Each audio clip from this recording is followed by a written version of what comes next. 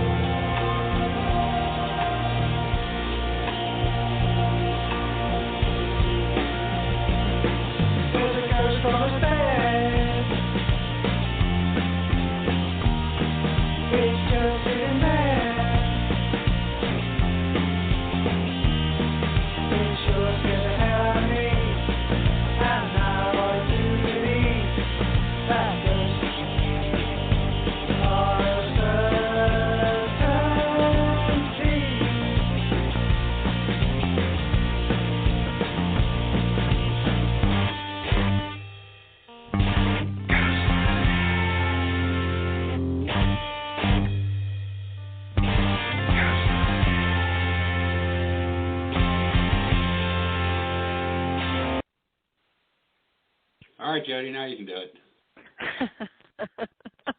Sorry about that, everybody, but hello, and welcome to the Tuesday night edition of Ghost Chat Radio with the Paranormal Rebel, Jason Stanton in the house, and myself, the Paranormal Diva, Jody Smith.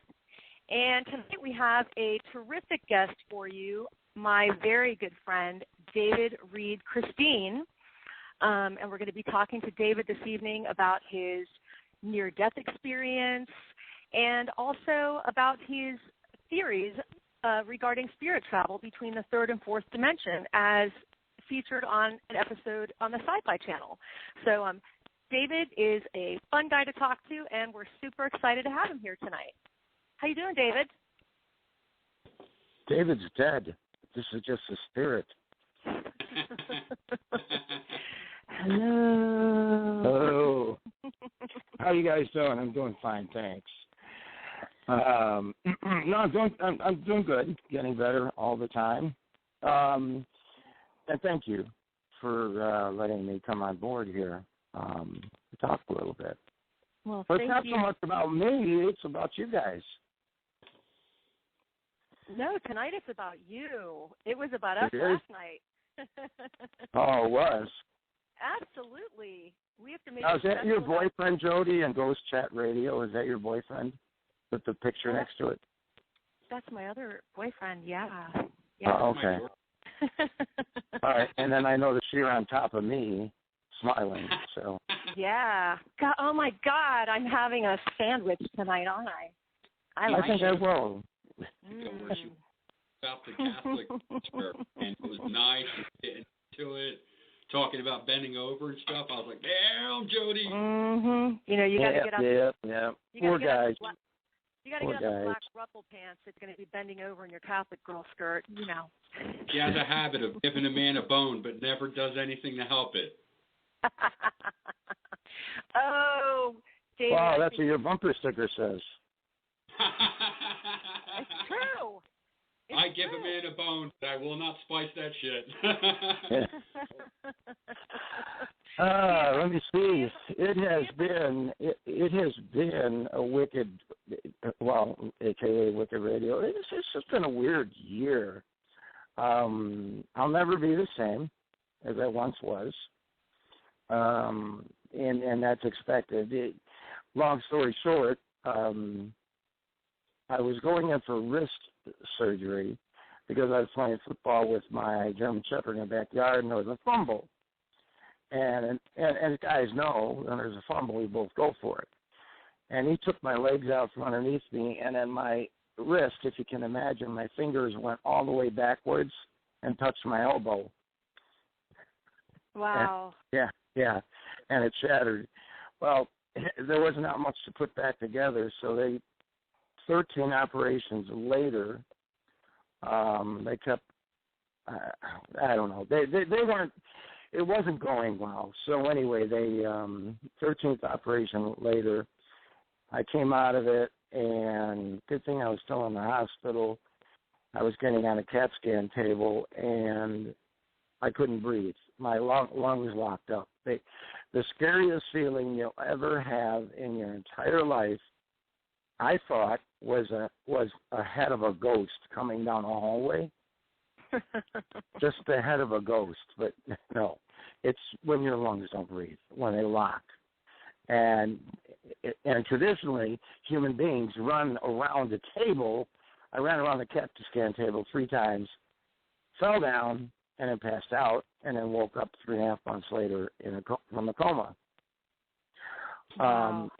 During that time, they just thought I had some pneumonia or something, and it kept getting worse. And on the 4th of July, this is of 2013, I went places I never went before. They gave me a 3% chance of living, which I didn't need the year, because then they're showing me all the videos when they're telling my family that. So that's a nice ingredient for post PTSD. Because now I had to see, and I start feeling bad because you're the guilty one. And I just went places that were very weird. I can't explain them. I don't think there's third-dimensional talk that, and if anyone knows what I do, I'm more of the science guy, which I don't know, we just blew off another medium because she couldn't connect with the science, but tell us a little bit more about that, David. Everybody doesn't know. David has a long-time paranormal group over in Michigan. For those of you that don't know David, he's been a scientific researcher of the paranormal for a very, very long time, and definitely takes a very scientific approach to everything. Right, yeah, David? it does, and there's a big need for mediums, but mediums, you don't know if they're real or not, and you just never know unless you can test them 3 or 4 times and bring them on places and see if they're right. Now, with me, it's pure science. Either it is or it isn't. But I think there's a thin veil between the 3rd and 4th dimension, and the 4th dimension has a whole different set of physics, if you will. They don't know time, space-time continuum. The future and the past exists all at once. They don't need to know time. And for us to ask our silly questions, the questioning is all in the remarkability of how you ask questions to spirit. That's half the time why they don't answer, because the question you're asking is so fucking stupid. They just don't take the time to answer. And I've got them to ask me questions. I've had them tell me they don't know time. I've had them tell me they've been to the light, they've come back, but they can't talk about it. They have told me there is a Jesus Christ. But getting back to the NDE, I loved it. There's parts of it come to me more and more as time goes on, because 5% of my brain was affected. And as Tracy used to say, that's the percent of the brain I never used. So, well, the funny thing about it is more is revealed to me, but I remember starting out in Arizona, Sedona, for some reason, with a family, and I don't know what we were doing out there. I have never tried peyote. When we were sitting around, I don't do drugs, and we were sitting around smoking peyote. So never having done that, I had to conjure up a feeling what it's going to feel like, because I didn't know. So I'm trying to make up feelings. So then I was whisked away to North Korea, where I know it was in World War II, and I was underneath a boat holding a little girl, trying to keep her away from the shrapnel that was being shot at us. And then from there, I went straight up so fast, but it was way too fast for me to comprehend. I think I would have went farther in the light, but my pulmonologist called an audible right away and said that we're going to hit this guy at prednisone. It's the only chance we got. So they shot me up with prednisone, and I come out of it. A lot of it's good. A lot of prednisone's real good. Yeah. Oh, prednisone. That is I hate that stuff. That's nasty stuff. That just blows. Well, all I know is that I'll tell you this: where I was is much better than here. There is you don't feel about your loved ones you left behind. I'm going to be plain and simple, people. At least for mine, you don't give a shit because it doesn't matter. Really? Where you're going, God's greatest plan is they're His. What do you mean they're your children? They're His. And that was the greatest lesson I know. He said, don't worry about your children. They're mine.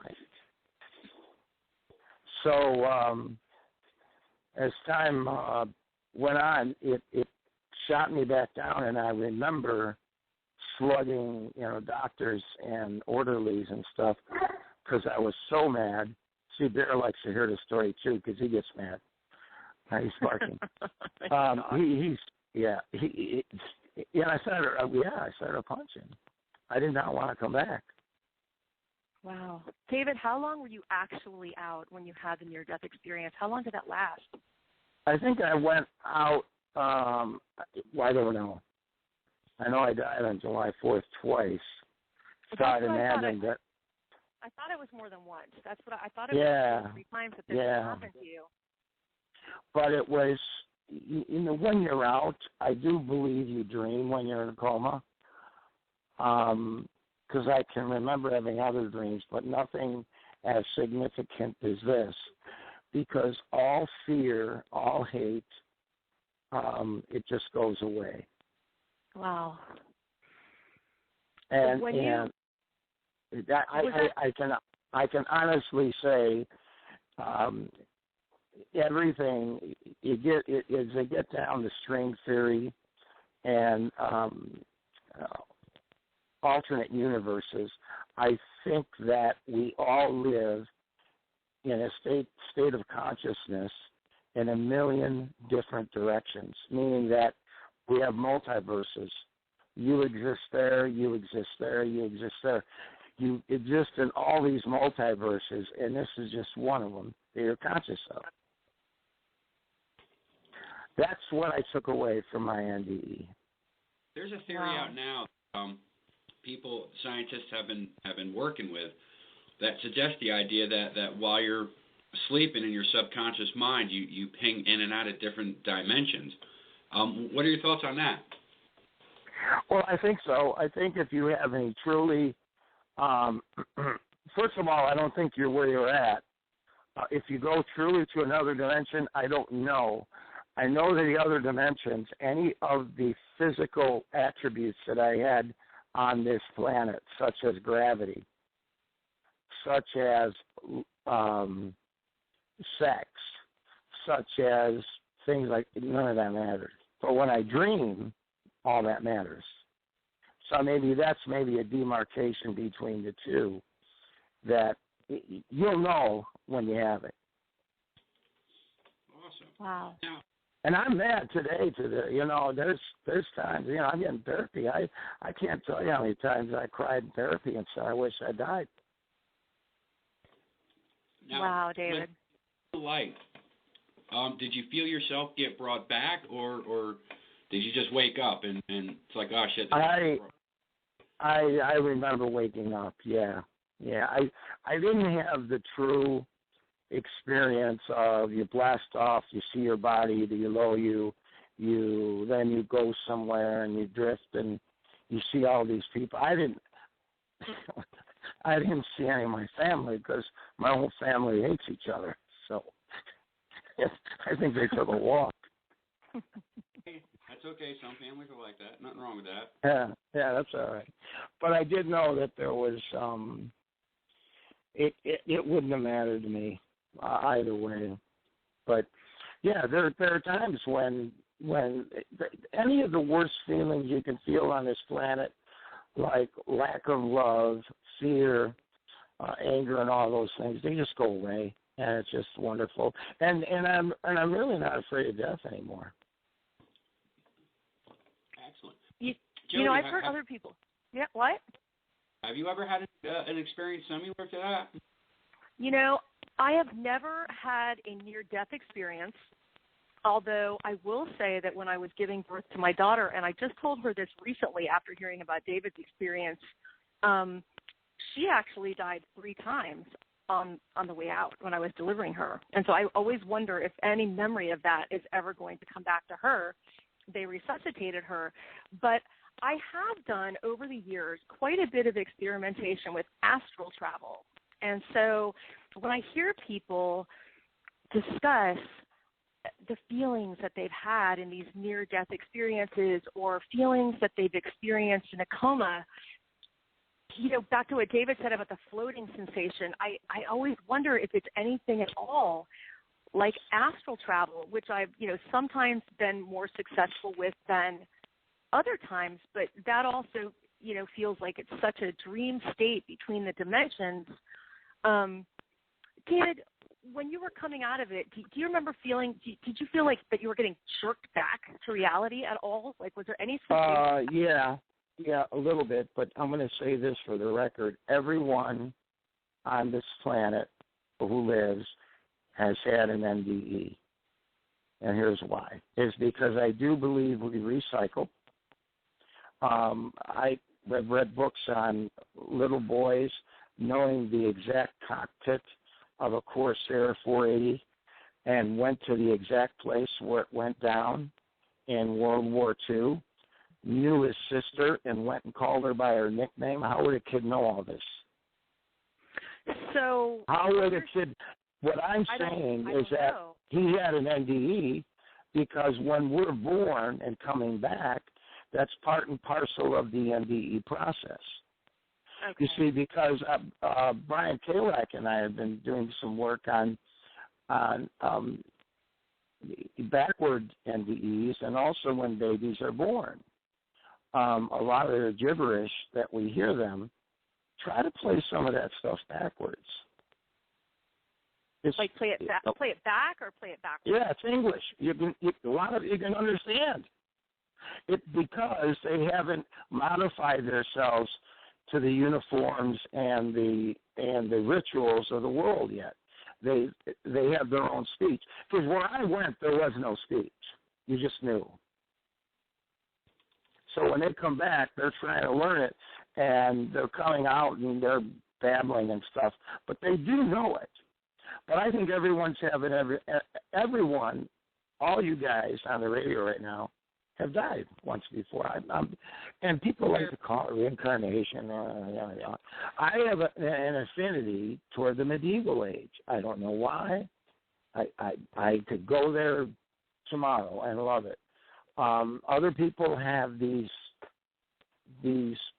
wonderful likes of where they think they would like to be in the past. Everyone's got that. And I think it's programmed.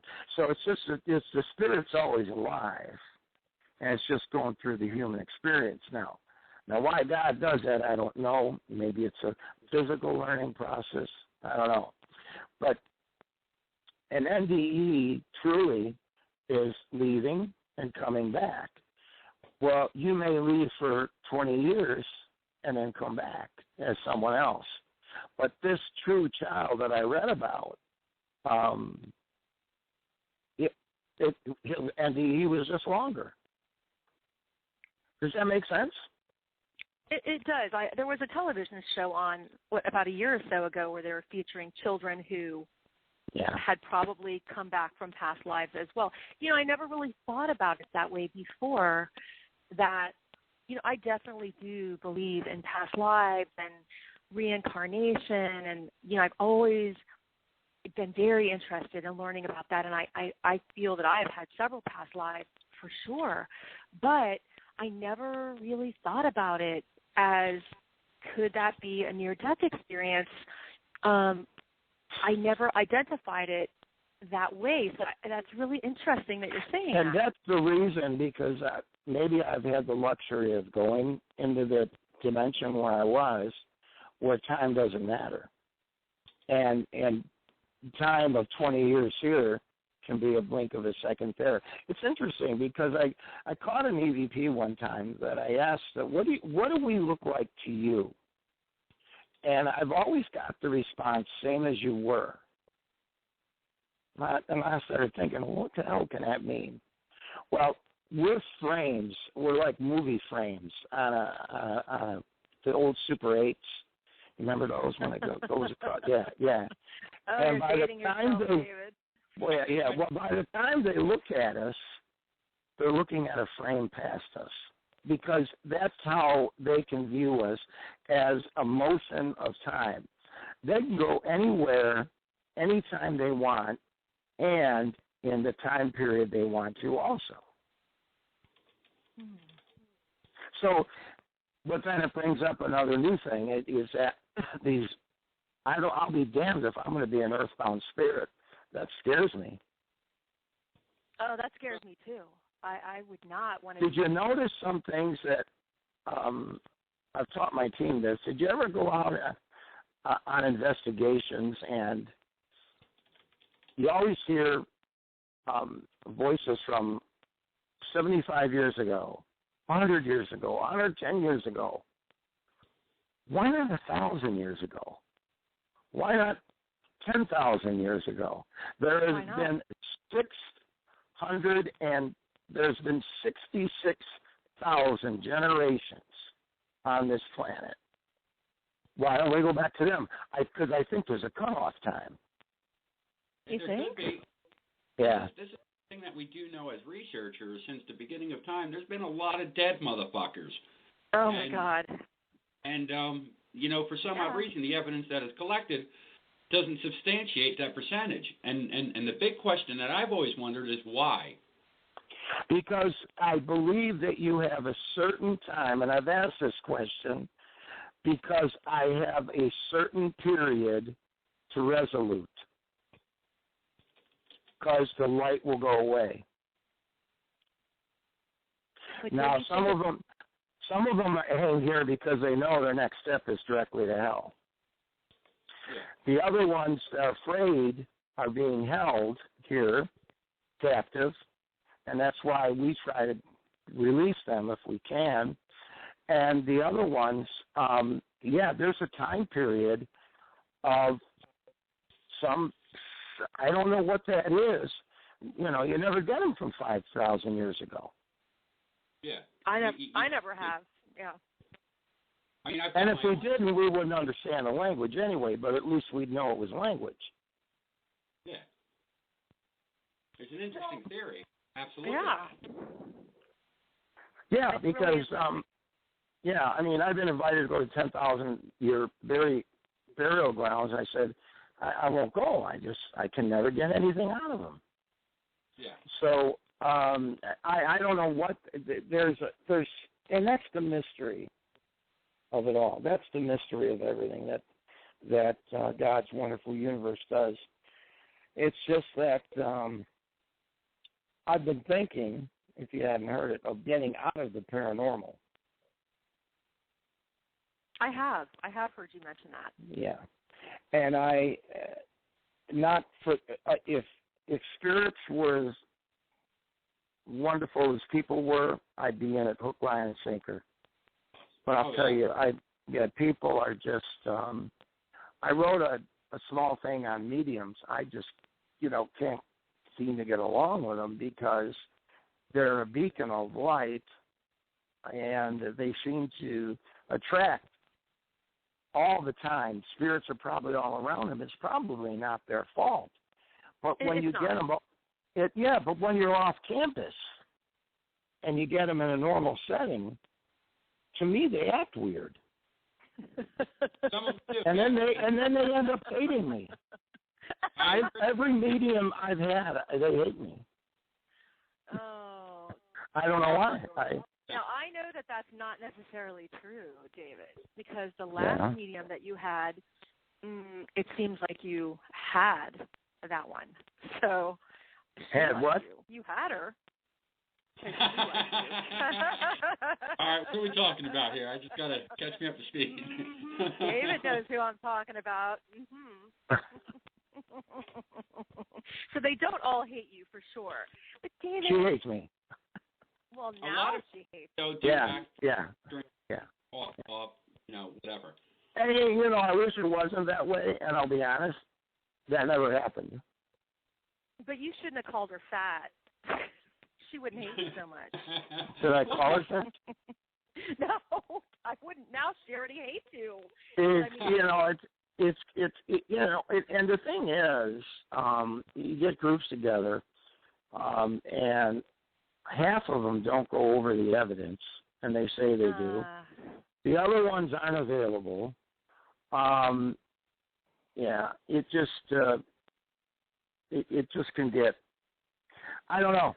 I don't know if I need that kind of punishment anymore. I mean, I know what I know, and I've seen it. I've been doing it for, several years, and it's been a blast. But bringing new people on the team, I know that my new team, I was bringing on 3 new people, and I know the one. Hot girls too. I saw. They were. Yeah, I work with. Yes. Well, it attracts, And my medium probably gave them some bad things about me, and then they just left. So, it's just, I don't want to play that game anymore. I really don't. It sounds like you need to scrap your team and start over. But, I mean, I wouldn't let anything like that ever discourage me from the paranormal. And I'm surprised to hear you talking this way as how well I know you, and I know your passion for the paranormal. I think you're maybe just a little bit frustrated right now. Well, maybe I'm frustrated. Maybe the time will go by. I would like to see it, pass and then, get back into it. But there's so many things that the client, we left this one client hanging, which I refused to do, and my medium was supposed to be back out there, and she never went. So I don't know. I feel like a babysitter all the time. And there's rifts between different people. I don't know. I'm thinking about it. I don't know. It's hard running. Yeah, well, maybe in time it'll change. Maybe in time it'll change. I hope so. I can relate with you. You can get plenty of people. Everybody wants to join and everybody wants to do this, but no one really wants to do the work. No one. That's exactly right. They love the hoots and hollers and Halloweens and the gags and I did a spoof Fourth Dimension radio show. I don't know. It's back in June sometime, I think. And I played scary music because people were telling me I wasn't coming on scary enough. Yeah. And I don't have to be scary. I just want to come out and talk about the facts, and here's what we caught, and what does it mean? Why is there a 7-second differential on an SP7 spirit box? When I ask a question, it takes 7 seconds to come back. Now, why is that? Is that the distance of the speed of light at 186,000 miles per second times 7, and then reverse that, and then that's the time it takes to get back? Or through quantum mechanics, is there no physical distance between us, but through the mystery of the veil between dimensions, does it take that long to push through? But most of them are 7 seconds. Why is that? Personally, I don't like the SB7 spirit box, so I really can't. I wouldn't be the guy to answer that. Yeah, it's been for me. Yeah, I've had some some really, really wonderful SB7. You got to go into remote areas and get down into a basement where there's really hardly any radio signals out there, and set it up and turn it on while you're setting up everything else. And when you don't hear a damn thing come across it, and then when you're ready to use it, you sit down, you say hi, and the damn thing comes back and says hello. Now you know someone's there. Yeah. Right. It would be cool if you can completely eliminate any chances at all of getting radio frequencies. And yeah, you can do some things like clip the antenna wire and so forth and so on, but even then it's still kind of iffy. It's iffy, but then what we do is slow it down, and then if it crosses more than 1, 2, 3, 4, 5, 6, 7 bandwidths with the same word, yeah, you know how impossible that is?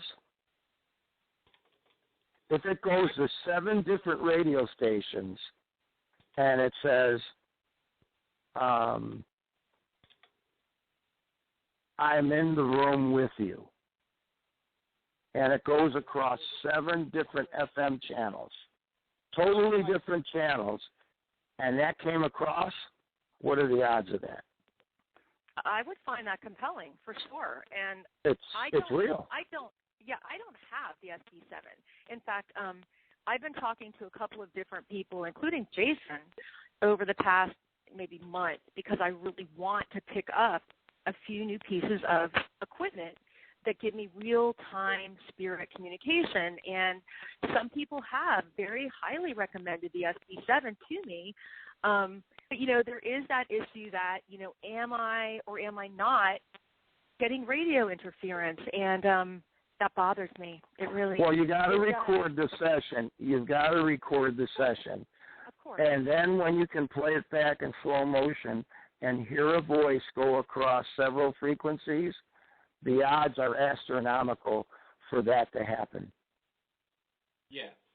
And then when you ask an intelligent question, for example, I said, okay, I'm going to ask you a question, but I'm not going to ask you it now.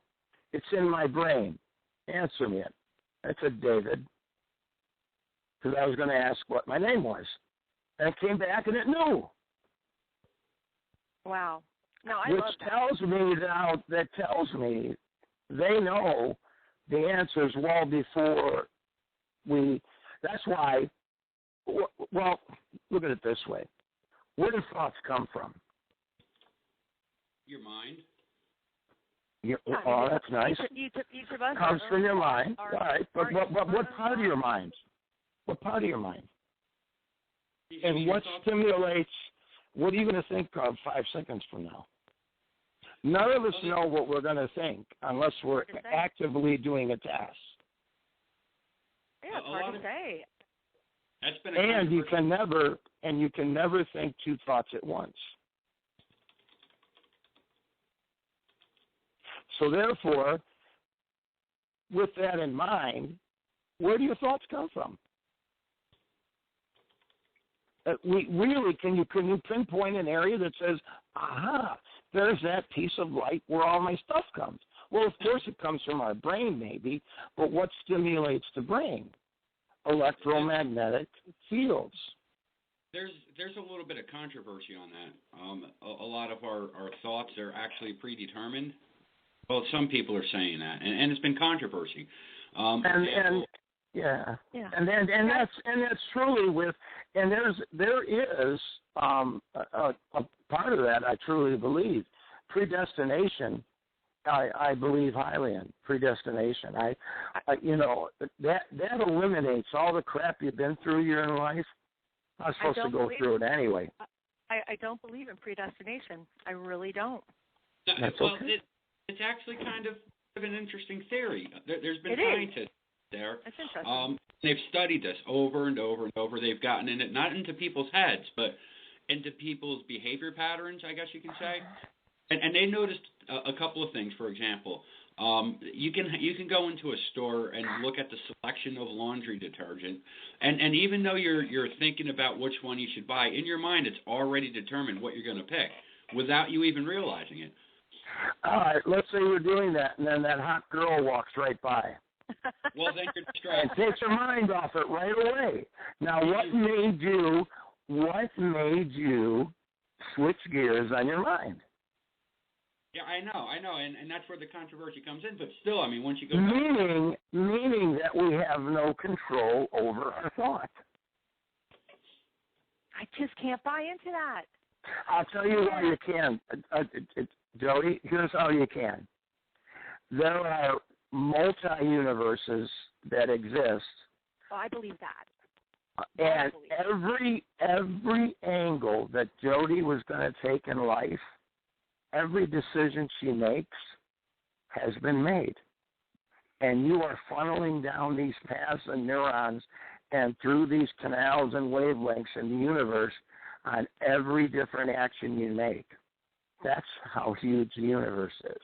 Well, I can believe, David, in the theory that there are, all these different ways that you could react and that you have reacted in a multi-universe. I could believe that setting, but I have to think that in this particular reality, in freedom of choice, although I think some decisions that we make, we could be genetically inclined to make.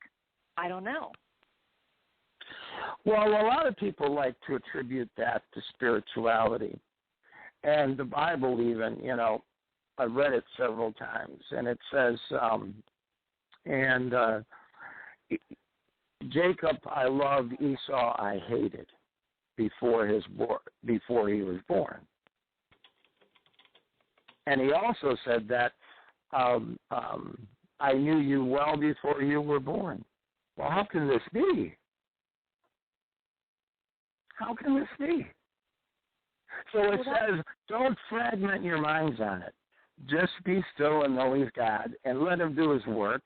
And that's what he's doing. I try not to take it to the nth degree on this. All I know, there's a part of mystery out there that is so intriguing. But the para-hobbyists have gotten in it. They have ruined the places that were wonderful places to go and investigate. They won't let tons of people in anymore. They ruined it. They stole from them. They ruined places. I mean, I can't find any places in Michigan anymore. Oh, it's funny. I've talked to a couple of people about that. Don't you know that? About how many places have sort of been ruined for investigating. I went to Mansfield Reformatory.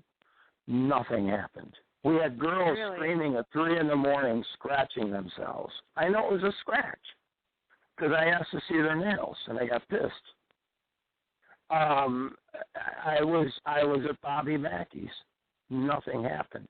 And the reason is, and Wanda Kay, if you know her, I know her well, says that this constant embarking of people coming in, the spirits just go away. I think the spirits are looking down at it and say, you know what, I'm not going to make the fucking lights go up anymore. Fuck you. I'm leaving. Yeah, that's right. That's right. We're done. We're not here for mere amusement.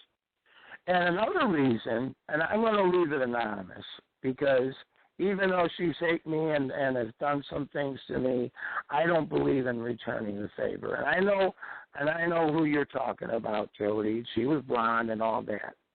But when I found out on their website that they charge for investigations, I got mad. Yeah, I hate that. I hate to see anything How like that. can you charge for what, are ghosts here for our amusement? Right. I would never. Yeah. Never. I've given her the opportunity should have done that. Come back, to try to come back, and maybe start this thing all over. But they think they're just an element above. I don't know. They just think they're an element above you, and I can't stand people around me like that. I don't like it. Yeah. No, I get it. So you're a medium, right? I am a medium. I'm a channel. All right. So then you're going to be coming up here on our investigations then. I hear your commitment. So we have about 4 of them. You flying me out to Michigan? Is that what's going on? I can fly you. You just want me to come and stay over with you and Janet. That's what's really going on. Fucking A, I would too. I'm coming to visit you. I told you I would come up too. Hey, I proved my theory on no limits. Below the age of 28. But yeah, it's unfortunate. I think 20 years ago it was probably a great thing to get into, but the equipment wasn't there. And then there's more provocation than there is compassion, because that's all Spirit wants is compassion. And I it's agree. I don't know. This is just my opinion on it, but I think spirits they kind of get lonely. I mean, they're watching humans walk by them every day, not paying them any attention, not acknowledging them, don't even know they exist. And I mean, yeah, I think that's where you start hearing things knocking off and things beating on the walls or whatever the case is. Not because they're trying to scare anyone or whatever. I honestly do believe they just want to sit down and have a conversation and maybe even drink a beer with someone, just to feel alive again. You know, I always say whenever I'm picking up spiritual attachments, especially when I feel like I'm really tired and it's more than I want, and you know, if I've been doing a lot of readings for people, I seem to pick up a lot of spiritual attachment as well that I just really don't want.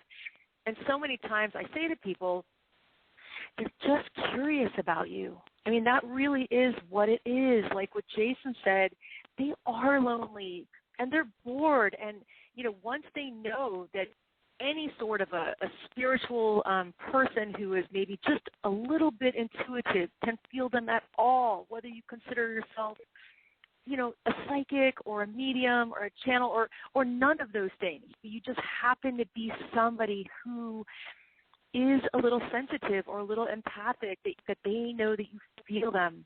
They keep coming back. They're so excited about it, and they're so curious about you. They will follow you anywhere once they know that you can feel them if you let them. It's the truth. I think it may even make them a bit moist.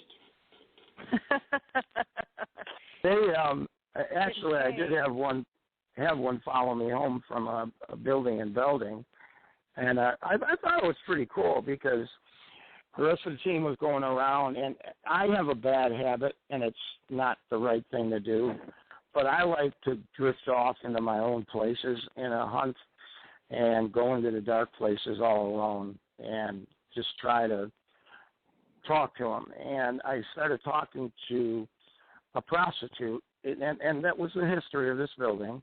In the 20s, they were brought over from New York and told they were going to work in the silk mines, but they turned them into tubes. And where was this, David? Belding, Michigan. Belding, Michigan. Okay. And it was in a basement. And I think I showed you the picture with that spirit holding me against that wall. You did. I have seen that. It's really cool. Well, I said, I can't believe what they did to you, and I feel horrible with your one life you had here and how misled you were. And at that point, it got cold, and then it was I was just lifted up from my chest and my neck, but as a woman would, and then pushed me slowly back against the post and wrapped herself around me. And I got an EVP that says, "Hi, I'm here," and the K2's going off, and it was the best time of my life. Oh, no. I'm telling you, So I wrote the next day, "Can you fall in love with spirit?" Because after that, I mean, everything happened, and I had the proof. Because I went in the boys' room with the boys after that. Oh, my God, you're gross. And I got the guy to take the picture. I said I felt it from the shoulders to my knees. And that's exact. I couldn't see it, but the picture caught it. And she didn't have to do I said, you don't have to do this anymore. And then She followed me home. She's here. She makes her presence once in a while known, maybe once a month. So what are you saying, David, that you have a little ghostly prostitute activity going down? One lucky David. I wouldn't mind. You know what? That's one reason I won't kick around. Well, at first we suspected it because one door was open all morning every time we close it at night. And I put out motion sensors in the kitchen, and Bear was in his cage all night. And I'll be damned if that thing didn't go off 3 times in one night. I had a friend of mine, Katie Lester, got followed home by a little boy from a hospital, which tends to happen with. I think more kids are more apt of following friendly adults home, I guess you can say. Yeah. I think they're searching for that parent. That parent figure. Yeah, I think so. And I think that I don't mind because I felt her climb into bed once or twice. I could just feel it, but nothing moved. You could just feel it. You know what I'm saying? Nothing moved. Get rid of it. You ain't doing something right. If nothing moves, there's a problem. There is. But you know, I guess I feel more toward, you know, the horrible life she had and how bad I feel for her. I just, you know, there's a part of me that just picks up on that and just, how can I don't have the ability to move things to light, so I'm not sensitive and I'm not a medium. But you are. Listen to what you're saying. You might not be a medium, and definitely not everybody is, but David, you are a sensitive. I mean, you are. You sense her, you can feel her, you know that she's there. You've had experiences in interacting with this being from a different dimension, and you are sensitive, whether you want to think so or not. It's definitely there. Absolutely. I mean, right? It has to be. Well, okay, I'll wait with my covers off tonight. All right, I'm not coming over today. And that, you know, it's the same thing. It's the same thing about, you know, doing radio. It's the same thing because I was bringing Melissa on, and that's when things broke bad.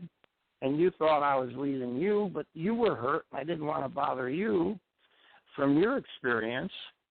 And you know, I think our mind plays things up more than it really is. Yeah. Absolutely. And I have a real problem with that. I have a real problem with that. Dave, how long have you been investigating? My mind goes. What do you say? How long have you been investigating? On a professional level. Me? Yeah. I think 7 years. That's quite a long time. Yeah, I didn't believe it. I was a pilot before that, and everything was logical. But then I had my first experience in Masonic Lodge in Grand Rapids, and things changed my life ever since. I couldn't explain it. And it's okay to say I don't know. But one thing I do like is the fact that no member of my team can never come back. Oh my God, did you see what it was? I just saw it. Did you get a picture? No. There's the door, man.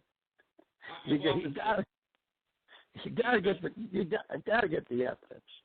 Yeah, the investigation is only as good as what you collected to support it. And if you don't have nothing, you're leaving with nothing. I would say the worst thing that ever happened to me, because there was a very horrible man bothering family, credible family. He was a fireman, she was a nurse. We're working on a dentist's house right now, and she's a nurse. Very credible people.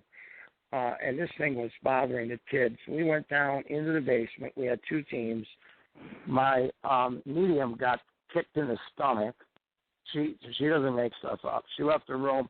And then the leader of the other group who was with me, who is like emotionless as hell, starts bawling his eyes out. And this is getting weird. He's crying. He had to leave the room. And it was me and their medium. Their medium was in the room. I said, give me a thermal cam for a second. And I moved it around, and coming out from behind the furnace, I could see a hand. It was like greenish. And then I go, oh, well, here it comes. And I'll be damned if that goddamn thing didn't slug me in the face and rip my glasses off. Yeah. Oh, wow. Crazy. That is. Yeah, and I know they really can't hurt you. I really don't think they can. I don't think go into the demon world, but I just stood there and just said, "Is that all you got?" And I put my glasses on, and I said, "It's a matter of time. You know where you're going." So we win in the end, and then ultimately the meetings did. But yeah, it's too bad. It's too bad these things happen, and I just think that the teams, there's so much bitterness amongst them. You can read it every day on their blogs and on their pages, and they eventually get out of it. And unless I can, find some sort of resurrection to this, I would like to put back some of the old team together that we had. But I doubt if they're listening to me. If I weep a little bit, will they come back? Do you think? They might. Okay, I'm weeping. It's worth a try. When I start crying, people just went away. But it's worth a try, David. David, I don't think I ever asked you this question as long as we've known each other. But what is it that happened in your life? Because I know that you know things about my life and why I became interested in the paranormal because of experiences I had as a child, for those of you that don't know. But, David, what is it that happened in your life that really made you become interested in anything that was paranormal or supernatural in the first place? What was it?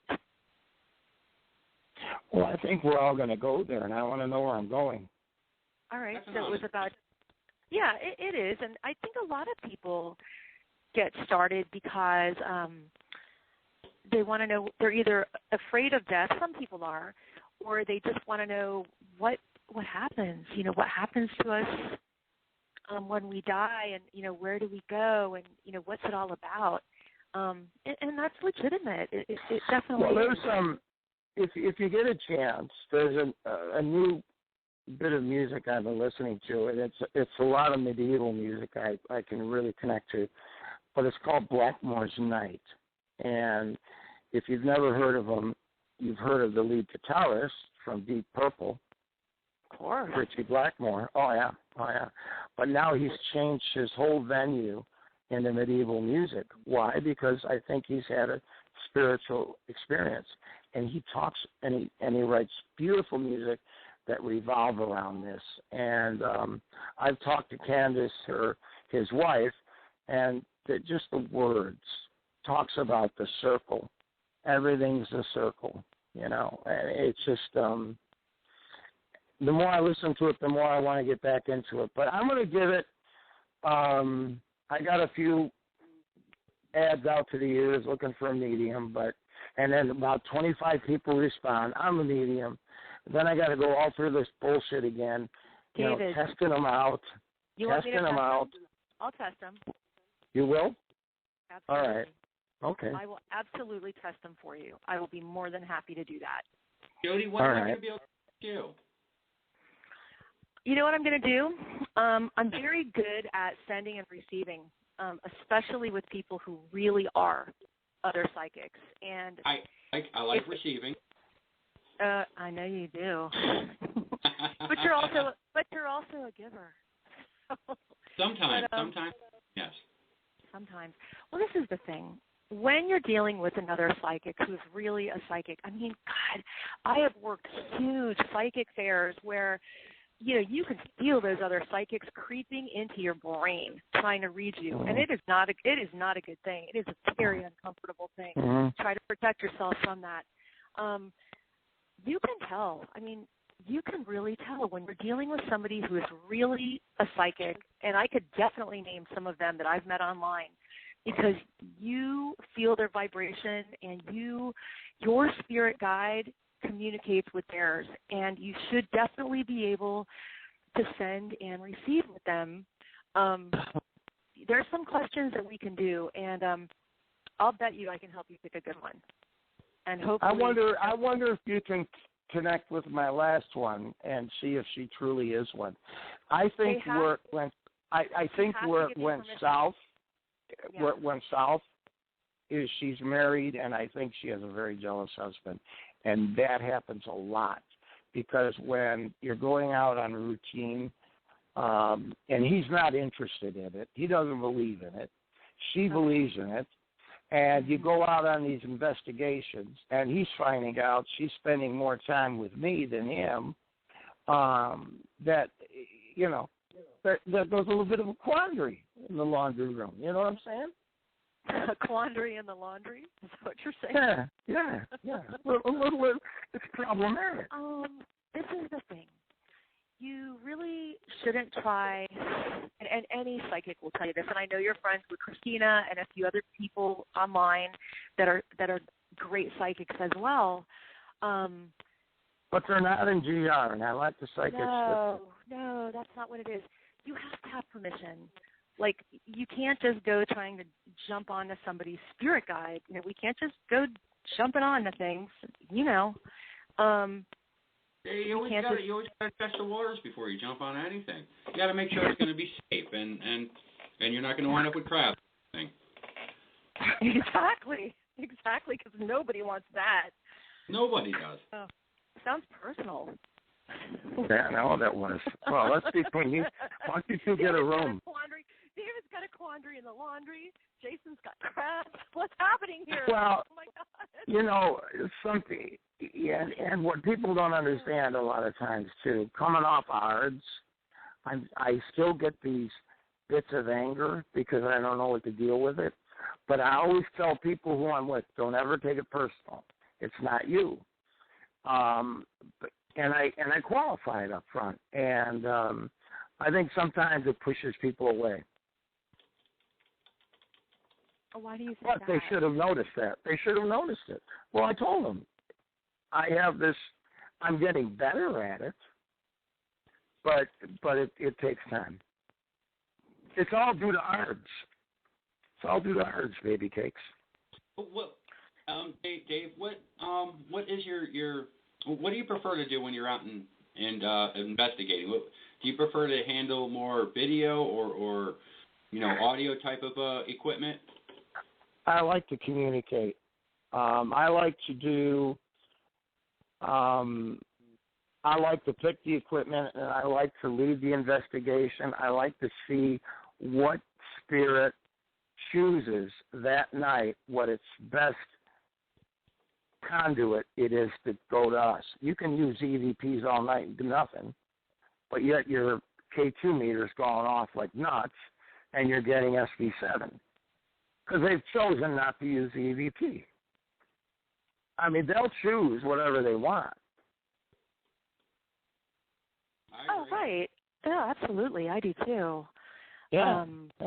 We can't make them decide. When we went to this house, I have had K2 meters go off and they go red and stuff. I have never had this happen before. And this is from a dead Japanese woman who sent a cargo of stuff to this guy's house. And when I held it up to it, all lights blinked on, off, on, off. Just like that. But it kept going 100 times, blinking on, off. Now, what causes that? It's energy at pure and It was a synchronated beat, on, off. Before it would like flutter over the red, flutter to green, it flutters over the red and you got something strong. This went, all the colors went on, off. That was a message. I don't know what the hell that was. I'd have to actually witness it, see video of it or something. Yeah, I do have a video of it. I would love to see it. I do have it. Yep. I do. Every time I say something, I always make sure someone comes running with video. Cool. Yeah. God, I would love to see that. You know what, though? You can't. I mean, they all do something different, though. Don't you find that? Every place different that you go, and every time you try to communicate with a different spirit or, entity, if you will, the reaction is completely different. And did you try when that was happening to ask any specific questions and say, hey, if it's a yes, can you do this? If it's a no, can you do that? Did you try any of that? No, because I knew she didn't understand me. She was Chinese. Oh. But I think they all understand. I think they do. Well, no matter what language they spoke. Well, I don't think she understood me. Hey, what time does your show go? 11? Yeah. No, I'm going to go to bed. You going to bed? I'm going to bed with Bear. Hey, get off. You got to get off. It's no big deal. I would definitely love to continue this conversation in a future day. Yeah. We'll get you on a Monday, David, when it's a little bit earlier. And are you still friends with Melissa? Ask her and try to find out if she's really one. Okay, you know what? I'm not friends with her, but I'll pick her off your page and add her. She'll add me. Okay. She doesn't know, well, she will know because she'll see that, about No Limits. But we'll see what happens. I'll try. Yeah. I'll check her. We'll see if she wants to be friendly. Because, I'm friendly. So, but David, thanks everyone for listening. And thanks for my story. It's what it is. What I stick by. It's what happened. Death is not scary. It's actually a release. It's like a good bowel movement, I would say. You're too much. All right, Pasta. See you guys. All right. Good night, everybody. Good night, David. I'll talk to you soon. Excellent. And Jody, considering that I'm in the house, I can't smoke, and I don't have my cell phone, why don't we cut to a commercial break? And when we come back, we'll definitely just bullshit. Oh, okay. We have someone calling in probably about a half hour, so we're going to pick this shit up. Excellent. Sounds good. Excellent.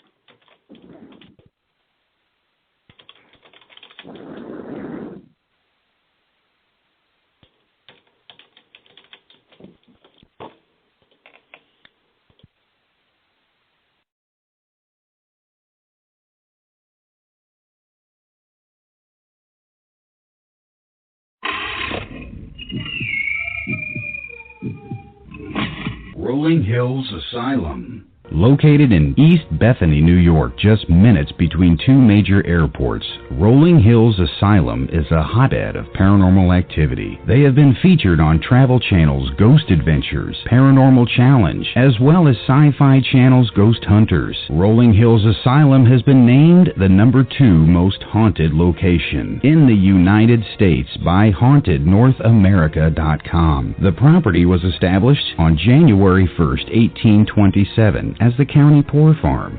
Throughout the years, it has operated as a poor farm, infirmary, orphanage, tuberculosis hospital, nursing home, and more. Past residents and inmates consist of widows, orphans, physically disabled, mentally unstable, murderers, and more. Over 1,700 bodies are buried in unmarked graves, and hundreds more deaths went undocumented. Rolling Hills Asylum is known for a plethora of phenomena, including disembodied voices, doors slamming, footsteps, sounds of furniture moving, full-body apparitions, shadow people, ghostly touches, and numerous Class A EVP. Rolling Hills Asylum proudly offers historical and flashlight tours, 4- and 8-hour public ghost hunts, 8- and 9-hour private ghost hunts, and more, by appointment or pre-booking only. For more information, please visit www.rollinghillsasylum.com. That's www.rollinghillsasylum.com. The King Caring Coaching Center is a proud sponsor of DTM Wicked Radio Network. What would it mean to you to have better health, more energy, more vitality, and an all-around better life? At the Caring Coaching Center, our mission is to be your partner in helping you reach your health, fitness, and lifestyle goals. We do this through a dynamic 6-month program that helps our clients reach their goals and their full potential. And it all starts with a free, no obligation, 50-minute health history consultation. Just visit us at the www.thecaringcoachingcenter.com to schedule your free consultation today. Or you can go to www.dtm.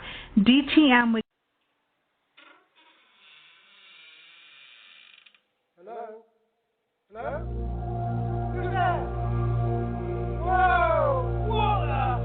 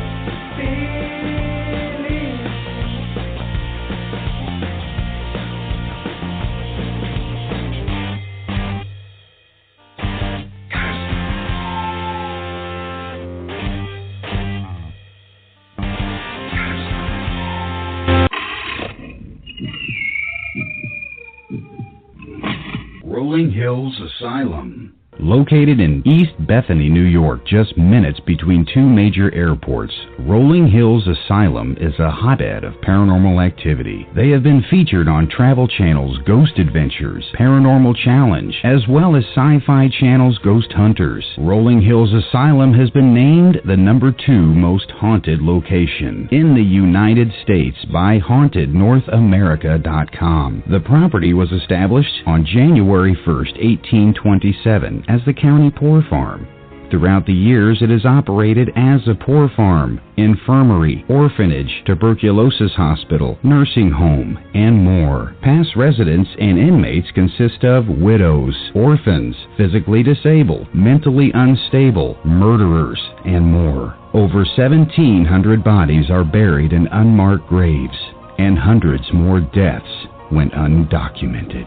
Rolling Hills Asylum is known for a plethora of phenomena, including disembodied voices, doors slamming, footsteps, sounds of furniture moving, full-body apparitions, shadow people, ghostly touches, and numerous Class A EVP. Rolling Hills Asylum proudly offers historical and flashlight tours, 4- and 8-hour public ghost hunts, 8- and 9-hour private ghost hunts, and more, by appointment or pre-booking only. For more information, please visit www.rollinghillsasylum.com. That's www.rollinghillsasylum.com. Or give them a call, 585-502-4066. That's 585-502-4066. Rolling Hills Asylum. What are you doing this weekend?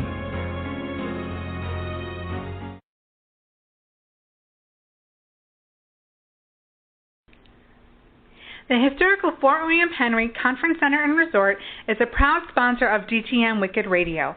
If you're looking for a relaxing getaway, the historical Fort William Henry Resort and Conference Center is your destination. Come enjoy the beautiful mountains, the gorgeous lake, and everything Lake George.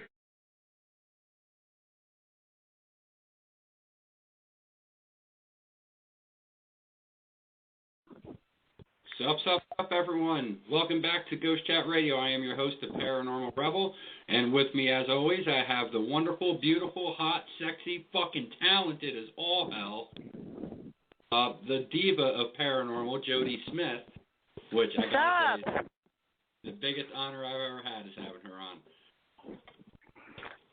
I gotta stop sending him those naked pictures.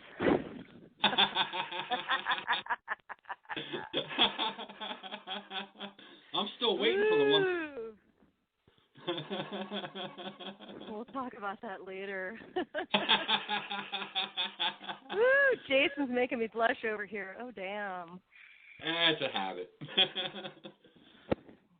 So, for the next half hour, we get to shoot the shit. In a half hour, I do have a wonderful guest and a great friend of mine, Peter Lavasco from DTM's very own Wicked Weather. He's going to come on and he's going to give us some weather information and maybe engage in some paranormal talk and probably even jump into some conspiracy stuff because he likes that sort of thing and he's a wonderful guy. So that's going to happen probably in the next 15 minutes or so. So for the next half hour, Jody's my bitch. Yeah. All right. Yeah. I thought you were my bitch. So anyway, I do got to say, though, Jody, the September event that I was supposed to have is going to get postponed until November. Yeah, that sucks, but it is what it is. And that's in Virginia, and I got to say, you got to get your cute ass there. Absolutely. Absolutely. So that's the St. Albans event, your charity event, right? Yeah. Okay. Oh, yeah. You'll have to give me that date. That's great. Sounds good. It's all good. It is all good. It's all good. Cool. So, tell me, what have you been up to lately? What have I been up to? Well, nothing so interesting going on down here. As you know, I am packing up my house to move over to the very spirited area of New Orleans in Louisiana, and I'm super excited about that. I'm hoping to get involved with some, paranormal conventions that are being planned over that way, and I'm hoping to host a couple of really fun sort of unholy night seances over that way, and just get involved with some new things over there. Although I'm, a little bit nervous that I don't have a group over that way to go investigating with. So, I'm hoping to make some fun new friends and, pretty friendly.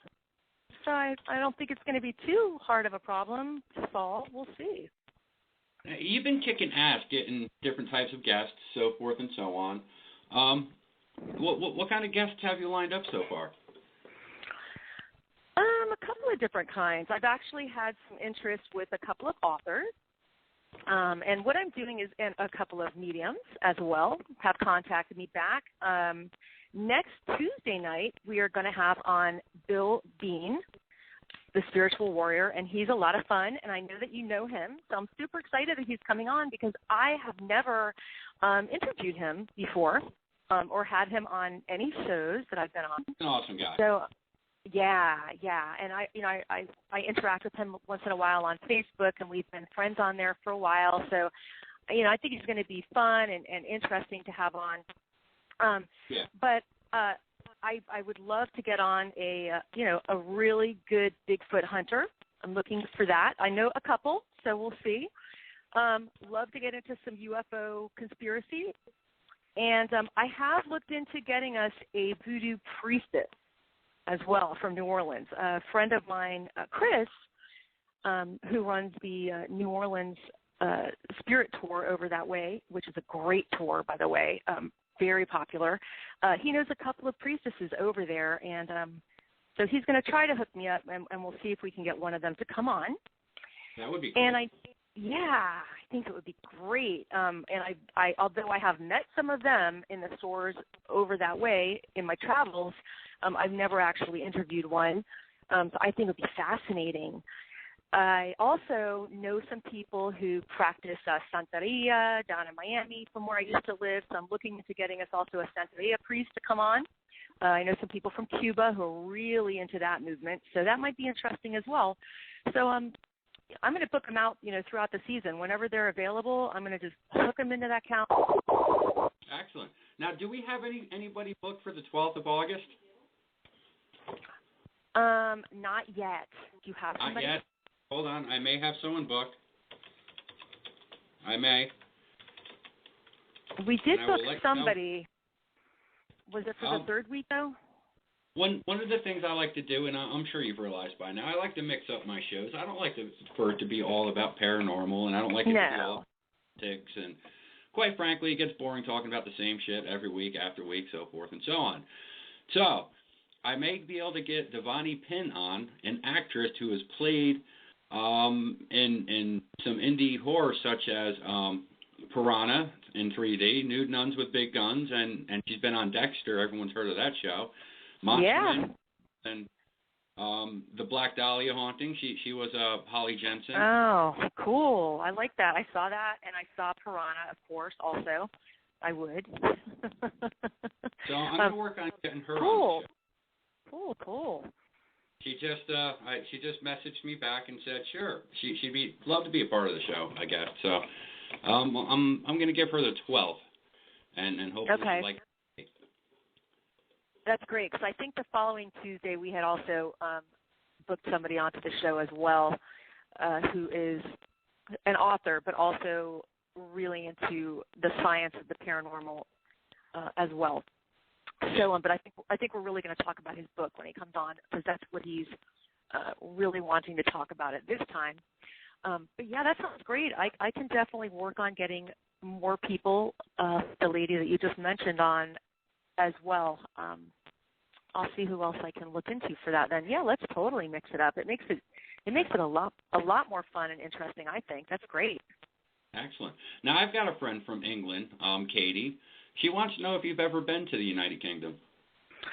Katie, I have never been to the United Kingdom, but I am dying to go there. I actually really, really want to take a UK tour, and I've probably been talking about it for about 2 years now, but I'd like to really go through England, Ireland, and Scotland. My family has a lot of history there as well on both sides, on my mom and my father's side, so I just always wanted to see it, and I am in love with old architecture and, old streets and the gardens over there in the UK. So I just want to really soak all of that in.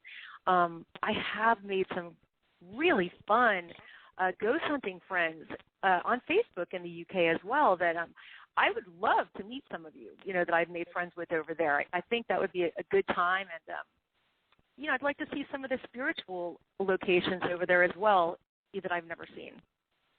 Now, kind of on my... You don't know Katie, but one day you'll probably wind up chatting with her. She's a wonderful person, actually, a very good friend of mine, and she's actually gotten me some guests as well, such as Daniel Newman and Jessica Cameron and all those cool guests that I've had on my show. It was all pretty much to her.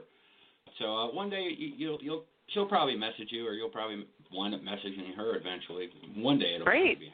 But you'll definitely like Katie. She's awesome.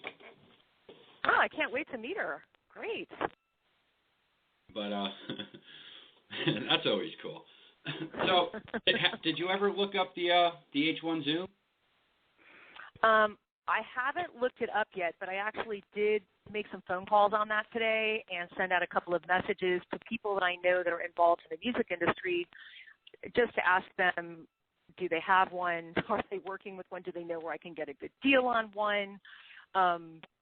Yeah, I'm totally interested in that. You have me super, super hooked on finding out about that. And there's a few other pieces of equipment that I'm kind of interested in as well at this time that I'm, wanting to research also. Yeah, it's fascinating what you said about that. I love the fact that doesn't have any radio interference at all. That's just, it sounds perfect to me. So I can't wait to check it out. It doesn't scan through radio. It's just a real-time recorder. That's great. So, all you're doing is just turning it on, and you can hook a speaker up to it if you want, or you can put earphones in if you want. And it is. Personally, out of all the gadgets that I've wasted my money on, that's probably the one. Well, and it's going to be a lot, so much better quality of a recording than the recording devices of which I think I have at least 6 now, that I'm already using. And I've got a couple of different types of small microphones that I'm using as well, which are not necessarily the best, highest, most expensive quality of microphones either. So I'm definitely looking to upgrade what I'm getting. It's time. Actually, I'm overdue. It's really, really time. It's expensive, and a lot of it is a waste of money. So people spend, hundreds of dollars on something that they only use once or twice, and that's about it, or whatever the case may be, and they find out later on that it is a big waste of fucking money. It can be, and especially if you don't know what you're doing. And if you don't ask your friends and you don't check around and you just sort of randomly believe everything you hear and go online and just buy a bunch of stuff, I've spent, and I'm sure you have, I don't even know, Jason, thousands and thousands and thousands of dollars on equipment. I've got a whole bunch of it out on shelves in the garage and in, hard cases and everything else. So I'm fairly stocked. For sure, but I still want more, There's always something else, and, it's been like 5 years since I bought anything new for research, so it makes it fun, too, to try out something new, of course. Yeah. Oh, it's definitely always fun to try something new. I just don't like, committing to a $100 investment or $200 investment without having at least someone that I can respect enough to tell me the truth about it. Right. No, that's it. That's exactly right. And that's why I've been kind of, and you get conflicting reports back from different people that you talk to. These 5 people love SB7, and these 5 people, have tried, some other new device. And so you really do have to check around and talk to people who are not in sort of, those fly-by-night groups that we talk about. And really, there's a lot of there. It's disappointing. Even paranormal radio has literally gone to complete fucking shit lately. Has it? It has. There's a lot of bullshit going on in paranormal radio, and in all honesty, I wish it would just knock it the fuck off, because many assholes with money to go ahead and get networks and shit like that. Yeah, I don't know why everybody thinks they need to start up their whole own network, you know what I mean, as opposed to just sort of joining an existing network or just starting up their own, just a solo show, just sort of seeing if they can get followers and see how that goes, and do people like it? Are they interested? Instead of just, let's just spend tons of money on it and, blow it up and try to start our own network. I have noticed that's been happening quite a bit over the past, 2 years especially, right? Yeah. Oh, absolutely. Absolutely. The problem is these people are starting their own networks just because most networks won't even give them the time or day to have them on because they're fucking assholes. Okay. That might be a reason. or they're mudslinging. Let's all stab everyone else in the back and make our show look better. I mean, it's such bullshit. It really is. And everybody's got an internet TV show now too. I've noticed everybody doesn't. Every group have. Oh my God! Every group has one. I can't even. I don't have one. I've never had one. I can't keep track though. I mean, I've appeared in a couple of things, but not fly-by-night paranormal shows that were by my own group, or anything. We don't do that. We've never done that. Any recording that we're doing that's video is strictly to help clients or just for our own research. It's not because we're trying to shop it somewhere and broadcast it, or anything like that. We're not doing that. Oh yeah. So yeah, it's too much. It's I don't know what that's about, but they all think they're going to be famous, and they fold pretty quickly. I mean, every time you see it, they come, they go, and then 5 new ones pop up. They don't care about anyone. That's their problem. They only look after themselves, and Who am I that's it. speaking with? Themselves. Hello. Hello. Hello. Is this Jody? It is. Hi, Jody. Sorry. Hi. Connection. It's been some pretty wild weather, so the lines are still screwed up a little bit around the area. Hey. Guys, I tell you, I am sick of tornadoes. This has been one hell of last 3-4 days that we've had up here in New England. And I think it was last week, you guys up in New York had a few tornadoes as well. Yes. Just to let you know, Revere was hit really hard with an EF2 tornado. Actually missed my town by about 30 miles or so. Thank God it went to the north. But there was a lot of damage, and the weather's been really, really wacky lately. It's going to happen again, I think, this Thursday through Saturday. We have to be on our guards from New York to New England. Excellent. Wow. And, I might as well get it out there, but considering that nobody knows who's on the line, I might as well throw it. Well, some people probably. I wouldn't be surprised if he no. But this is actually Peter from DTM's very own Wicked Weather. That's right. How you doing, Jay? I'm all right. How are you, Pete? I'm good. I actually got a pretty big show coming up this Saturday. Tell the listeners out there, I'm going to have it's going to be on space weather and space. I've always wanted to learn a lot about what was going on above our heads. You had a great show tonight, learning all about that. I don't know. I can't even get into it. It's too freaky for me, but it was an awesome show. Myself being Catholic and all that, I really don't believe in that, but still, it was a great show, and like I said, it gave me the chills, so I had to turn down the volume just a little bit, guys. Hoodie on it kind of makes it kind of. What's that? He said the magic word, Jason. Yeah. The C word. Oh yeah. Catholic. Yeah. Well, yeah. I'm Catholic. I'm Catholic too, but Jason likes. Yeah. Yeah, Jason likes to hear about how I went to Catholic school and I had a little short skirt, the whole thing. Well, hey, there's nothing wrong with that. Let me tell you, I got a story for you guys in a minute. But I'm going to have on Nick House from the UK. He's an astronomer. He's a science writer. We have Michael Deneen and Virginia Rahaney. I hope I pronounced her name right. They're a local group here in my area where I live on Cape Ann.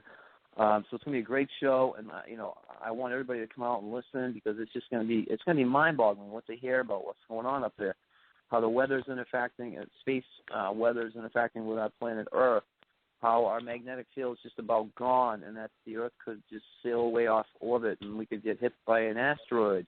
It's just a lot of exciting things. Not really exciting, but things to be aware of what's going to happen in the future.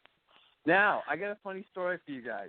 I don't have a lot of fans, groupies out there yet. I'm new at this, Jay, so it's going to take me a while to catch up to you, buddy.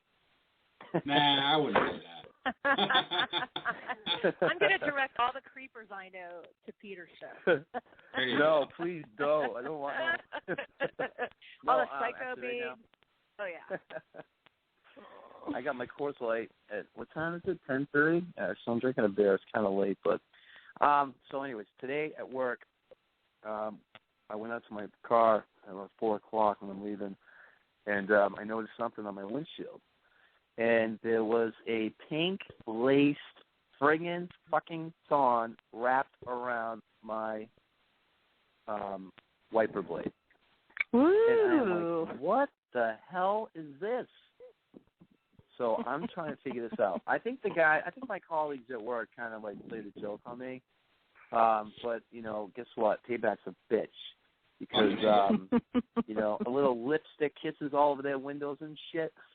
And oh, my. Married. Oh, God. You got to do that. This is what you got to do. You got to go in his car with a blow-up sheet and put a carrot in his ass and make sure you hang it out the window, the rear end of it. That's what you got to do. Okay, yeah, that sounds good. I mean, we can do something like that. You know, oh my obviously God. letting the air out of the tires, but that's kind of lame.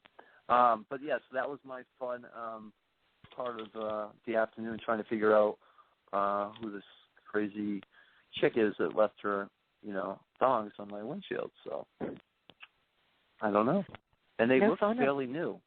No So, phone number. No phone number, just a heart that was like, you know, sewed in on him or something like that. So you got me. I have no idea. I got no idea. So I got creepers. Wow. Plenty of creepers. But Jody, I wanted to welcome you to DTM Wicked Radio. Thank it's great you. that you're going to be working with Jason. And you know, you two are doing an amazing job.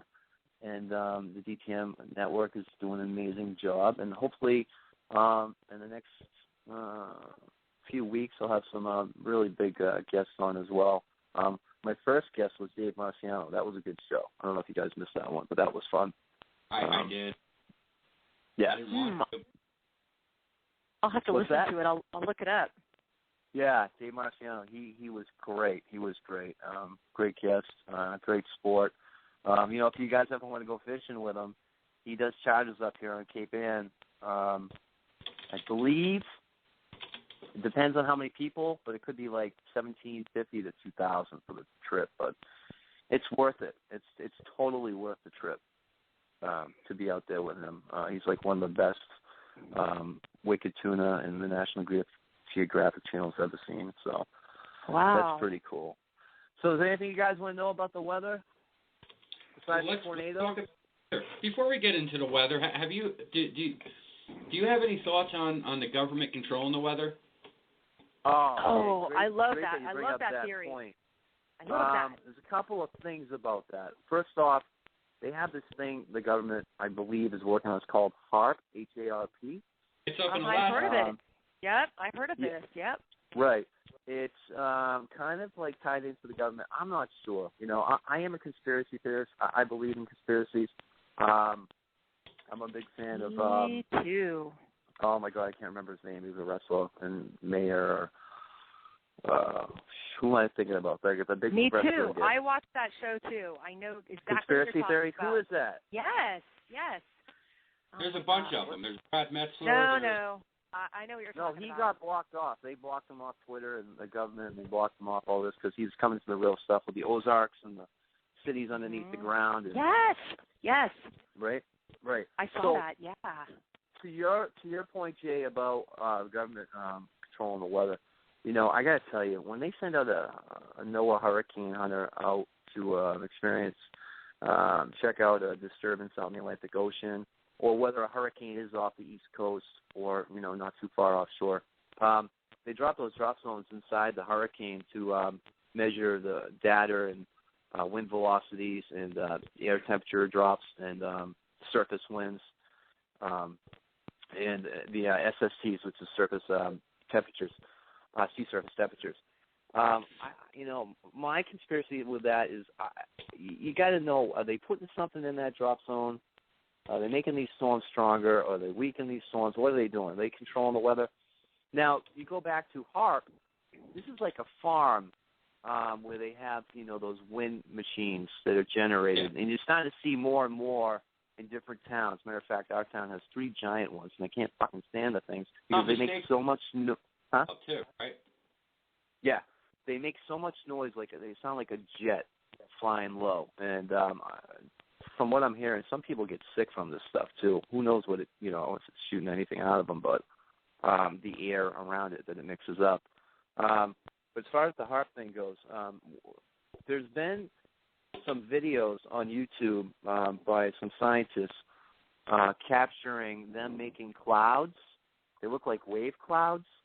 And at night, and in the morning when they got up and they were filming it, you could see how the clouds would build, and then they would dissipate. But it was all in that area where the farm was. Yeah. So right. that's a little concerning to me. And the other thing that's concerning is the warning system that we have to warn people about oncoming severe storms and that. It seems like the folks in Norman, Oklahoma, the Storms Prediction Center, they really don't like New York and New England that much because when they say there's a 20-40% chance of a watch being issued, when you're already getting a tornado in Syracuse and all this bad weather going on, why not the hell put the fucking watch out and warn the public of what is coming? Lives are going to be lost if this stuff keeps up. But I do think there is the government in some way controlling the weather, whether it be from satellites in space and orbit or from those HAARP farms. Yeah. It's fascinating. And I didn't realize you guys had such a problem with tornadoes up your way. I'm right in the middle of the Alabama tornado belt down here, so we get hit all the time. There's always been tornadoes that came through this area at least, and wow. even further north. But the thing that I've noticed, and I'm pretty sure Peter's noticed it too, that they're getting more regular and more intense as the years go on. Even the hurricanes. You go back when I was a teenager, 15, 16 years old, a hurricane coming up the coast wasn't exactly devastating. I mean, it happened, and you'd get, heavy winds and heavy rain, so forth and so on, but it never went inland. It always pretty much stayed off the coast. Now, within the last 5 years, there's been 4 hurricanes that went right through New York and literally devastated a big part of the state. And I don't know if the government has, whether or not if they do have control over that and they're making this happen or what the case may be, but I do know that the weather patterns have been very, very erratic lately. Well, I'll tell you guys this. Like at the beginning of the show, I told you about the tornado report here in New England. It's very rare for us to have 4 tornadoes in less than 3 days in New England, wow. and 3 or 4 in New York State as well. With that being said, you can have seasons where you can have more tornadoes, but the annual tornado for New England and especially Massachusetts is only 3 a year. And we've already had 6 or 7, I think, this year. Not one's doing much damage except for the one, the EF2 wow. in Revere. And there was also an EF1 out in western Massachusetts. Galton, I think, western Massachusetts, I believe. So, I mean, we have these weird troughs that are setting up. They call them the polar vortexes. We've had that in the winter. You can see what they can do in the wintertime. It can bring a lot of cold air to the eastern and northern North America hemisphere. And what that does is it draws the cold air down, and the storms come up the coast, and you get snow. So could they be playing with something? Oh, yeah, we're going to make it cold here. We're going to keep having snow come on them, and we'll raise fuel prices or, the supermarkets will make a lot of money, so this way, blah, blah, blah. Sure, absolutely. They could be doing whatever they want to do. The hailstorm in Russia where people are getting hurt like hell, hey, do you think our government could have had something to do with that? Maybe they're pissed because of what's going on over in the Ukraine. You never know. Earthquakes. Earthquakes, right? I mean, you guys are so used to tornadoes. What's that? Yeah. We can't prove it, but the thing is, when they're messing with it, let's say that they are, because I so think they are. I'm totally with you on this theory. But when you're messing with it in one area, it's a domino effect. It's going to affect other areas. I mean, Right. who's to say because they're not tweaking it a little bit that it isn't causing something major to happen somewhere else because of the changes that they're creating, right? Yeah. Yeah, no, I agree. I mean, all around the world, we've been seeing, like, typhoon after typhoon hitting Hong Kong or Japan or the islands out there. They've been getting racked and racked. Now they have a disturbance out in the Atlantic Ocean, Invest 93L, I think it is. I'm not sure. I haven't had to look at the number. I haven't seen the last computer model. But that takes it close to the United States as a major hurricane by the middle of next week. Right, Sandy, I watched that. You guys probably remember Sandy. Sandy's the one that was coming up the coastline. It looks like it was going out to sea. It's a big loop. Now, what the hell is going to bring in this? Pull it in all the way into New York City. That's what it did. It did a loop, and it came right into New Jersey and New York City, and it wiped out that whole Jersey shore, and Long Island took a beating, and the Connecticut coastline, and even Rhode Island coastline. My house got fucked up because of Sandy. So you're on the Jersey shore? What? No, he's not. No, I'm not on the Jersey Shore. I'm about 70, 80 miles north of the city. Oh, wow. And that did that much damage that far inland?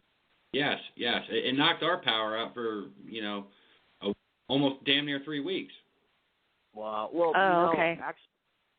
Actually, guys, Jody and Jason, it can do that if the forward speed of a hurricane or any tropical system that's coming off the ocean, once it meets the land, it's supposed to weaken. But if it's still going forwards, can hold up to a couple hours of hurricane force winds within a distance of 50 to 100 miles inland. So that can happen. It's not unexpected. It's happened in the past. But what I'm worried about is that we're going into peak season pretty soon, the hurricane season. It's right around mid-August to September.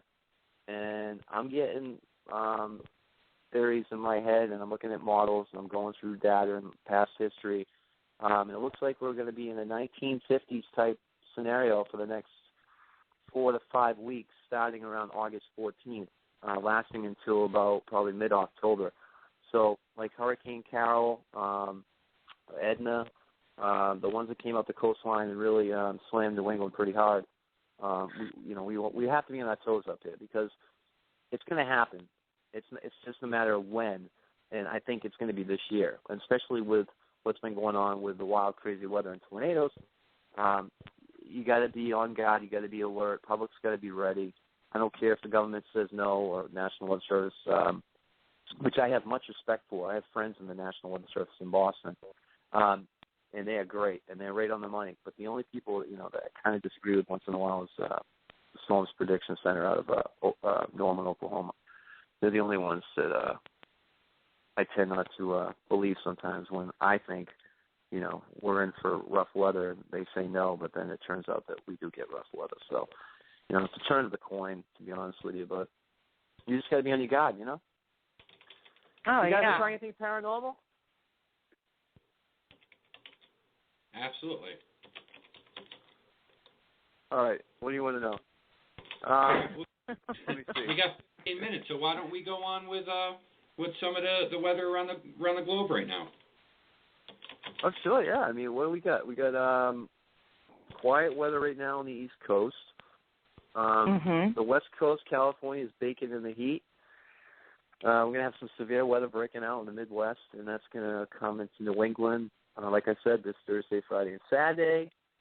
And we're watching the tropics, which is going to be pretty active in the next 6 to 7 days off the East Coast. We're going to watch the Western Antilles and see if the Invest 93L, I think it is, turns into a depression and a storm and eventually a hurricane.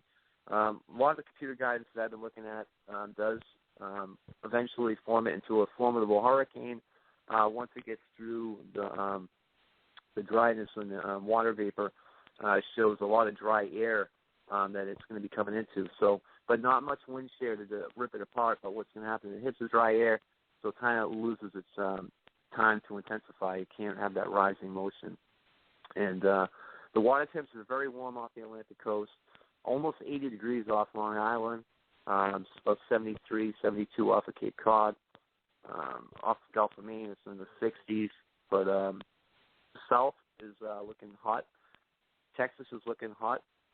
And we'll be watching for more of those low-pressure energy systems coming out of Canada, which can cause these stirrups of severe weather and tornadoes.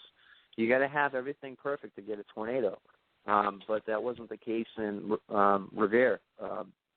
It popped up out of nowhere, and there was little warning. There was warning after the warning went out, but as the tornado was coming into Revere, there was only a severe thunderstorm warning on it. But you got to remember, you don't have to have a tornado warning to get a tornado in a severe thunderstorm or tornado. Tornadoes can and do get produced in any kind of severe thunderstorm if the conditions are ripe and you have a rotating storm. And that happens all the way across the country. Like Jody was saying, Alabama, God, I want to go down there and see my friends in storm chase down there, and it's great. They just chase and chase and chase, all flat. You better believe it. It's you know what I mean? Oh my! This year we have been hit so many times. You see those guys out there chasing storms. Yeah. Oh my God! I mean, I live 10 miles away from an area that was completely devastated. Just about not even 2 months ago. I live between Florence and Huntsville, where there's a bunch of little kick-ass towns, and I mean they're flattened. It looks like I lived right on the edge of Miami after Hurricane Andrew, Florida, and I mean it looks just like that. When I drove through there, I couldn't believe that it was completely flattened, and that literally I live 10 miles down the road, and it's terrifying to me. I'm not used to that. With hurricanes, they sensationalize it so much, and I grew up with that. It's like, you're at work, and it's like, it's coming. Oh, it's coming. Everyone go to the store. Everyone get your supplies. It's for like a week. Here, oh, right. I get a beep on my phone, and it's like, take cover right now, impending, danger. I had 4 feet of water in my backyard and in my garage, Jeez. 8 months ago, and and I have nowhere to go. I don't have a basement here. I'm screwed basically. I don't have a storm shelter. You take cover in the bathroom, or you get into the tub. That's it. There's nothing else you can do. So it's kind of terrifying for me. I am not used to this. I'm getting out of here. Absolutely. The thing is, you got to remember, you have a lot of flat land down there. So anywhere from the Mason-Dixon line itself is flat land, right? Carolinas down to Florida, and you get Georgia, Alabama, and then you go out to the Midwest, Oklahoma, Texas, Kansas, and then you got the Colorado. All that area that has flat land, what happens is when you get a hodograph forming, that's when the winds turn in different directions. You get the lining, they call it maybe a linear, and the helicity values go up. So you get the shear at 850 millibars, and then at the ground you have your hodograph. So everything's all set up for you guys down there. I mean, prime for tornadoes, especially Alabama. And since you're so flat down there, when you get a tornado, they'll last longer because the wind's not bumping into a lot of stuff as it goes around. It can bump into homes as long as it wants. It's all flat. Up here in New England, you'll get when we get a tornado, they're brief, except for the Worcester tornado. That was a long tornado. It was on the ground for a long time, killed a lot of people. But like I'm saying, you have the flat land, and the tornadoes will last longer down there. They'll be more violent. So, I didn't know that. If you've seen the movie Twister, yeah, that's like one of my favorite movies. So, I'll bet. Actually, there's a funny story behind that. There were people in Canada, I don't know where, maybe it was Ontario. I want to say Ontario. They were watching the movie Twister as a friggin' twister came through the movie screen. This was like an outdoor movie theater, drive-in, and the tornado came through the movie screen as it was going on. Yeah, you can look that up. You can Google it.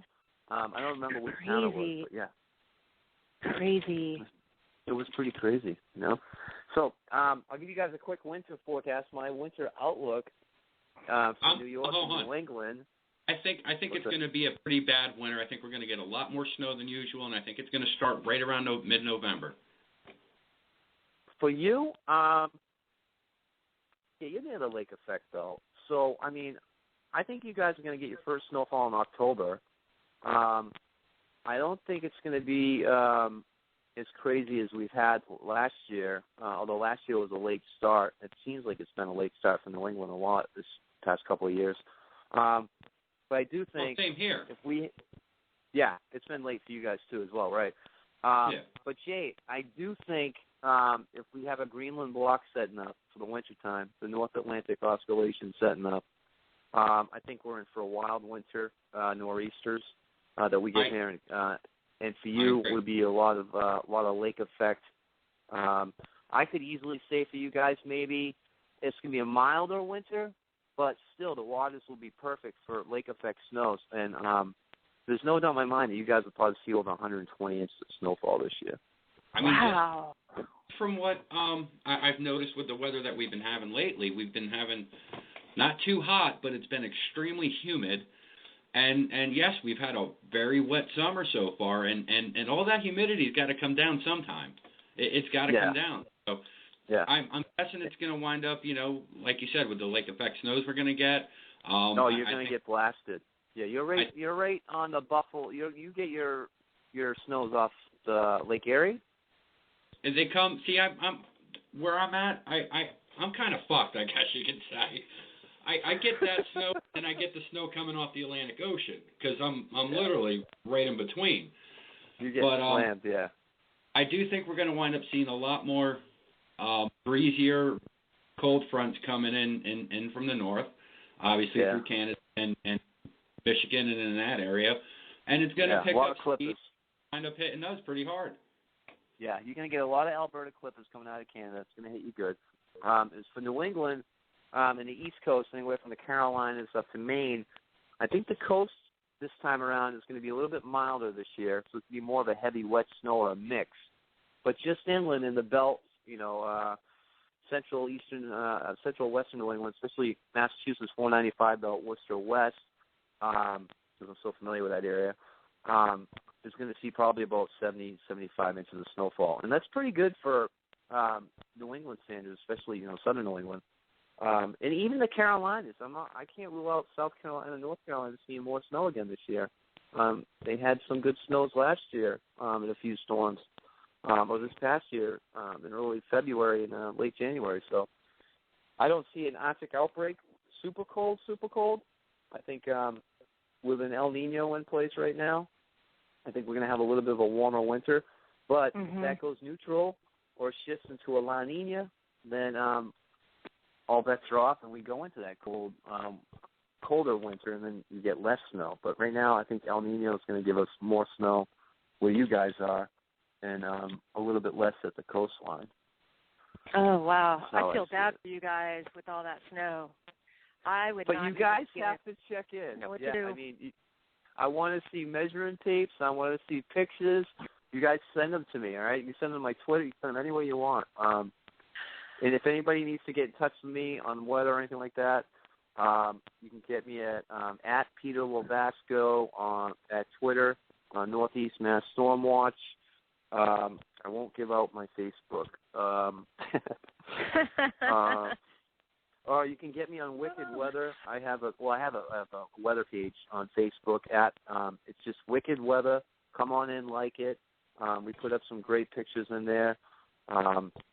We do a lot inside that room as well. Thanks to my producer, I got to mention Tammy Rosenfeld. She's awesome. Tammy's awesome. She's a sweetheart. I'm great to have her. I'm a little nervous. I'm going on my own Saturday night because I'm doing one of my guests is in the UK. It's too expensive for them to use phone out there, so I'm going to be Skyping, and then I'll be taking my other guests' calls on the phone. And we did a test show tonight, and something didn't go right, so we're going to do another quick test with the Skype and the calls. That'll be my first time doing it on my own. I mean, it's easy. I know it's easy. I'm telling you guys, I know it's easy. But I just want to make sure I get everybody. What's that? Pay for the Skype phone line so you can have someone Skype you and you can call the network. Yeah, no, I'll call in. I called in on the network on Skype. And then what I did was I called Mark, Paranormal Hangover, Mark and Lauren, they rock. Their show, Paranormal Hangover, rocks. Everybody got to check that out, too. Tomorrow night. I think they got the PXP girls. Is that it? PXP? XP? XPP? Do you know their name? I forget. PXP. PXP, yeah. The PXP girls. They're awesome. And, it'll be a great show. Actually, Paracon 1 I was at, and I investigated with that group. So they were, a bunch of fun. Rachel Hoffman, and I think it's Tina, right? Tina? I'm not good with names. It's pretty I don't bad. know. I'm looking in the chat room. Guys, help me. Is it Tina or Tori? I don't know. Don't worry, you'll want to get yelled at tomorrow, so relax. It'll be fine. Okay. I did a shout out for him, but anyways, again, it's just so I'm gonna be doing that, and then I'll have the guests calling on the radio phone. So I'll figure it out. We'll have it figured out by Thursday night. I told Denny to get it done. So I'm gonna think up some other questions for Saturday. Awesome. Oh yeah, actually, listen in, call in. Jay, give us a call. I mean, we're talking to people that know about, if our time's running out on the planet Earth. They know all this about. Awesome. I want to know how fast winds blow in space. I want to know what's going on with the orbits. Why is the orbits changing? Why is the sun having more solar flares, sunspots? I mean, if if there's a solar flare forewarning, and it shoots a solar flare out at you, it could fry the whole power grid in the northeastern or the whole northern hemisphere. Absolutely. And then we'd be all without power, and we'd be back to the old days. I mean, I think it would go right to the Ice Age. Can you imagine? Yeah. It would be like that show that I liked that got canceled last season, Revolution. I know, right? I know. love that show. So let me just tell everybody, Saturday night, 8 p.m. Eastern, go to Wicked Weather, www.dtmwickedradio.com, and you'll see my show. Click on it, and come in and enjoy the show. We have some great guests, and future guests I have coming up. Stormtrooper Jay, and that will be on the 16th of August, possibly the 9th. He recorded live tornado in front of him out in Walcott, Connecticut on this past Sunday. So he's still trembling from that experience. So I can't wait to talk to him about that. Excellent. But hey, Jody, why don't you plug the radio show? What? Give a good plug for the radio show. A quick plug for our radio show or for the other one? Where people can contact us, how they can contact us. Oh, everybody can contact us easily on Facebook. I am on Facebook under Jody Johans Smith. Also, we have a great Ghost Chat Radio fan. So find us there. And, of course, you can find Jason Stanton on his page, Jason Stanton, on Facebook. And we'll be back here Monday and Tuesday night on dtmradio.com. And we'd love to see you. And everyone, be sure to continue to listen to DTM Radio throughout the entire week because we are fucking loaded with amazing shows that will spark every interest that is in your little pants. We've got conspiracies, politics. I mean, name it, you got it. Even got the fucking weather. So whatever your poison is, we have it right here at DTM. So just stay tuned, like their page, and find out what shows is going to give you a fucking Woody. That's all. That's it. I think I got a Woody when I saw that pink lace thing on my. How's that for a plug? Woo! Oh yeah. That's some sexy weather going on there. That was awesome. Thanks, I really appreciate it. Until Monday, everyone, I will chat with you then. Jody, it's been awesome checking out your ass all night. It's been great having you on, Pete. And thanks, buddy. Hey, no problem, man. It's my pleasure. Let's great do it meeting again. you, Pete. I want to get you guys on my show one day too, okay? Absolutely. All right, guys. Goodbye, have a good everybody. Night. Good night. Bye.